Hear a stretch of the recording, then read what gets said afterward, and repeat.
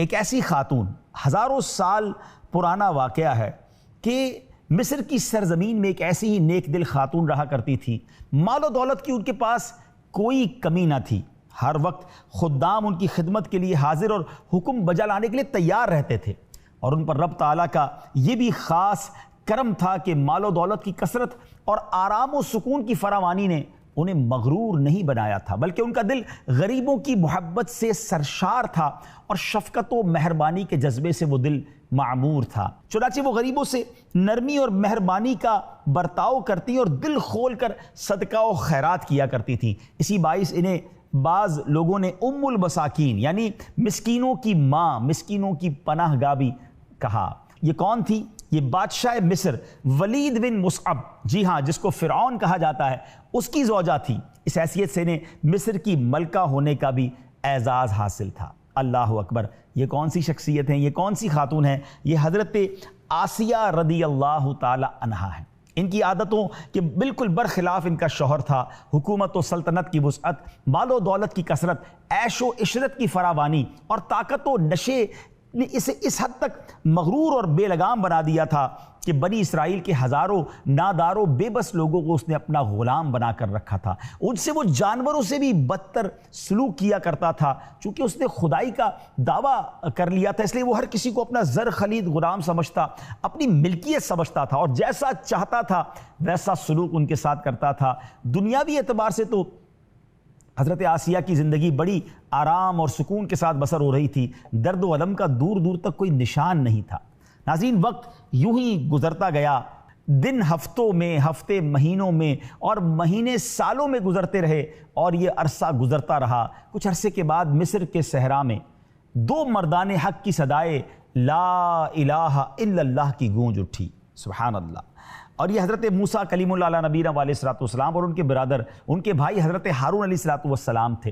اللہ تعالیٰ نے انہی دونوں کو فرعون کی قوم کی دعوت و ہدایت کے لیے مبعوث فرمایا۔ انہوں نے لوگوں کو باطل بتوں کی پوجا پاٹ سے روکا، خدائے وحدہ لا شریک کی عبادت کی طرف بلایا، جو سب کا خالق و مالک ہے، جو ہمیشہ سے ہے اور ہمیشہ رہے گا۔ سب اسی سے رزق پاتے اور اسی کے در سے حاجتیں بر لاتے ہیں۔ لیکن ان ظالموں نے بجائے حق تسلیم کرنے کے ہٹ درمی کا مظاہرہ کیا۔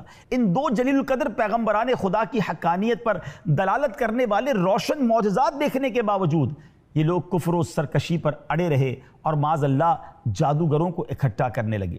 اے میرے پیارے اسلامی بھائیوں، اب معجزے اور سحر کے سنسنی خیز مقابلے سے حق آشکارا ہو گیا۔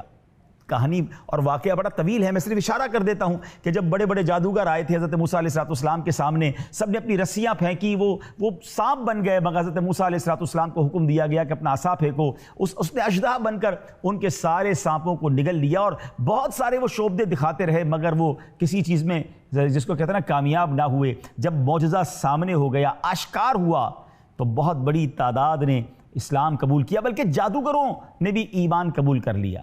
فرعون کی جو زوجہ تھی حضرت آسیہ، ان کو جب مقابلے کا حال معلوم ہوا تو ان کا دل بھی نور ایمان سے چمک اٹھا، وہ ایمان لے آئیں۔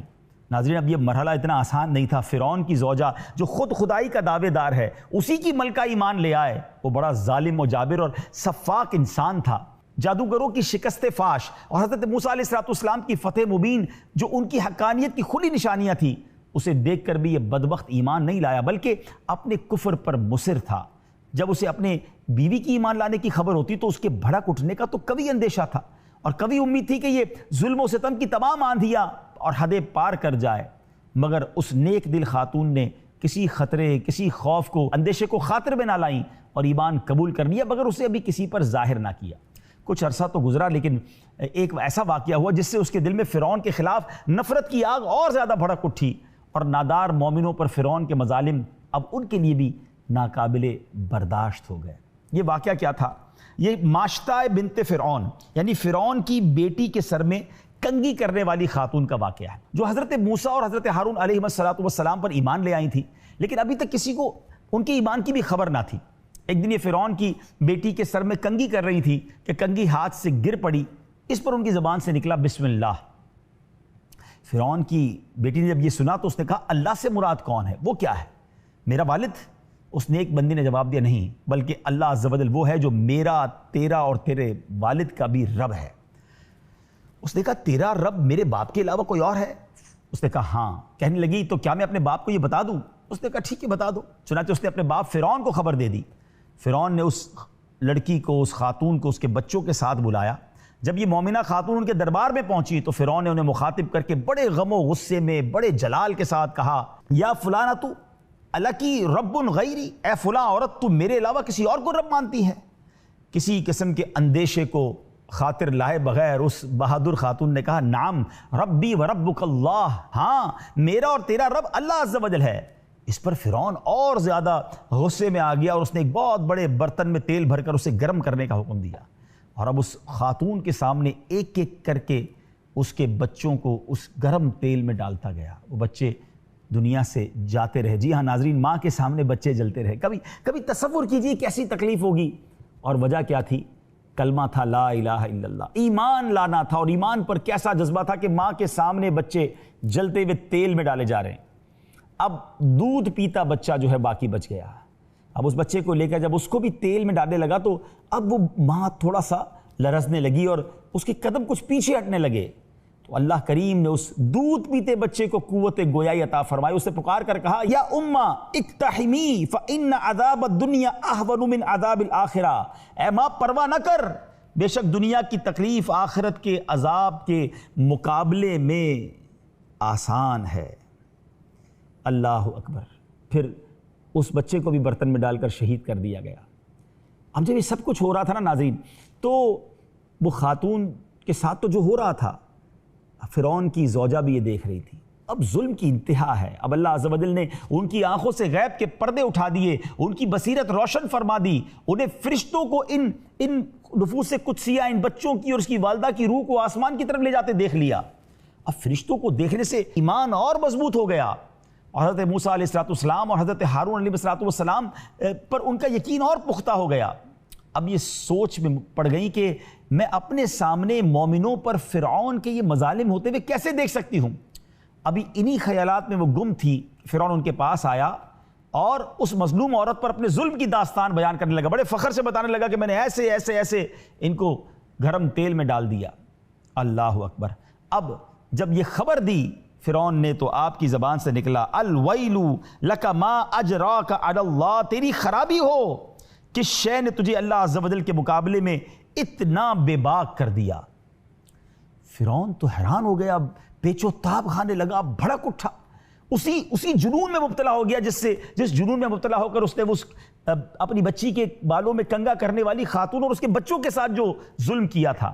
جواب دیتا ہے ما بی جنون وَلَكِنِّي آمَنْتُ بِاللَّهِ تَعَالَى رَبِّي وَرَبُّكَ وَرَبُّ الْعَالَمِينَ۔ جب یہ فرعون نے اس طرح کہا نا کہ تمہارے اندر بھی وہ جنون آ گیا ہے جس میں وہ خاتون مبتلا تھی، تو فرعون کی جو زوجہ ہیں حضرت آسیہ کہتی ہے مجھے کوئی جنون نہیں آیا، میں تو اس خدائے واحد و یکتا پر ایمان لا چکی ہوں جو میرا، تیرا اور تمام جہانوں کا رب ہے۔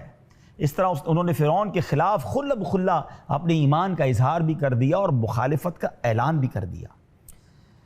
ناظرین، اب جب فرعون کو یہ خبر ہو گیا تو پہلے تو اس نے بغیر اذیت و تکلیف دیے انہیں سمجھانے بجھانے کی کوشش کی، کچھ دھمکی بھی دی، ان کی والدہ کو بھی بلا لیا کہ یہ کیا ہو گیا، آپ کی بیٹی کو سمجھائیے اسے کیا ہو گیا ہے۔ اب جب وہ نہیں مانی تو وہ کہتا میں قسم کھا کر کہتا ہوں اگر اس نے موسیٰ علیہ السلام کے خدا کا انکار نہ کیا تو ضرور یہ موت کا مزہ چکھے گی۔ والدہ نے انہیں تنہائی میں سمجھایا کہ فرعون کی بات مان لو، مگر حضرت آسیہ نے کیا کمال کا جواب اپنی ماں کو دیا، کہتی اما ان اکفر باللہ فلا واللہ، کیا میں اللہ عز و جل کا انکار کر دوں؟ بخدا ہرگز نہیں۔ ناظرین، اب ایک عجب داستان شروع ہوتی ہے۔ وہ ملکہ ہیں جس کے آگے پیچھے خادمائیں ہیں، فرعون کے گھر میں ہیں، اللہ جسے ہدایت دے دے، اللہ جس کے دل کو نور ایمان سے چمکا دے۔ اب دیکھیے اب کیا ہوتا ہے۔ فرعون جب سارے حربے ناکام ہو گئے تو اب اس نے طرح طرح کی اذیتوں میں انہیں مبتلا کیا، حتیٰ کہ ہاتھ پاؤں میں میخے یعنی کیلے گاڑ کر، اور اب اس کے بعد سورج کی طرف رخ کر کے لٹا دیا، سینے پر چکی کا پاٹ رکھ دیا گیا، وہ ہل بھی نہ سکی۔ لیکن یہ سب مصائب اور تکالیف سہنے کے باوجود ان کے ایمان و یقین میں کمی نہ آئی بلکہ اور اضافہ ہو گیا۔ چنانچہ اذیت دینے کے بعد جب فرعون نے انہیں اسلام سے پھرنے کے لیے کہا تو آپ نے پھر بڑے ایمان افروز جواب دیا، فرعون کا جو گھمنڈ خاک میں مل گیا اور وہ آپ کے سامنے گھٹنے ٹیکنے پر مجبور ہو گیا۔ آپ نے فرمایا انک تغلب نفسی وقلبی فی عصمت ربی لو قطعتنی اربا مزدادت الا حبا۔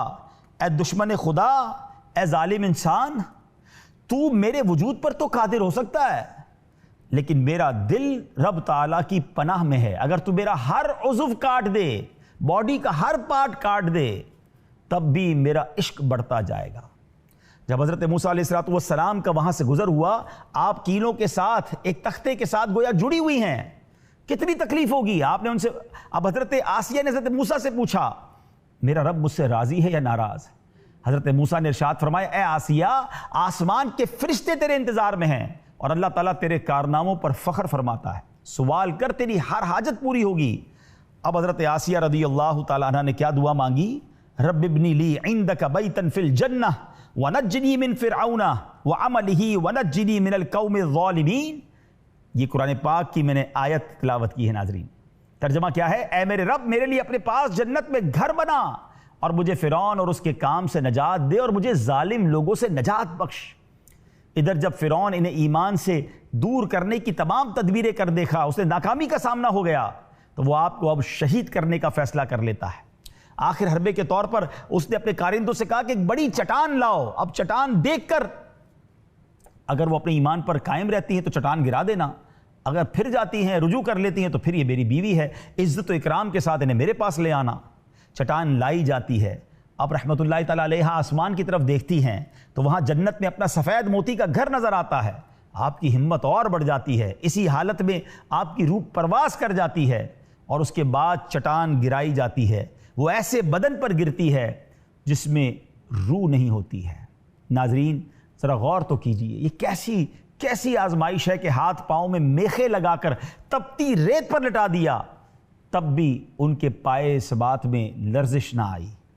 ناظرین آپ جانتے ہیں اس عظیم خاتون کو کیا کیا انعام ملے ہیں؟ سبحان اللہ۔ ایک اور زبردست بات میں آپ کو بتاؤں کہ آپ چونکہ پہلے سے ہی سلیم الفطرت تھیں، اللہ رب العالمین کی پسندیدہ بندیوں میں آپ کا شمار تھا، تو فرعون سے آپ کا نکاح بھی برضا اور برغبت نہیں ہوا تھا، بلکہ آپ اور آپ کے والد دونوں اسے ناپسند کرتے تھے۔ اس نے بادشاہت کے زور پر آپ سے نکاح کیا تھا، لیکن اللہ نے آپ کو اس سے محفوظ رکھا تھا، وہ کبھی آپ کے قریب نہیں آ سکا تھا۔ اللہ اکبر۔ اب ذرا نبی پاک علیہ السلام کی کچھ حدیثیں سنیے، یہ کیسی عظیم خاتون ہیں۔ سرکار دو عالم علیہ السلام فرماتے ہیں جنتی عورتوں کی سردار 4 عورتیں ہیں، مریم، فاطمہ، خدیجہ اور آسیہ رضی اللہ تعالی عنہن۔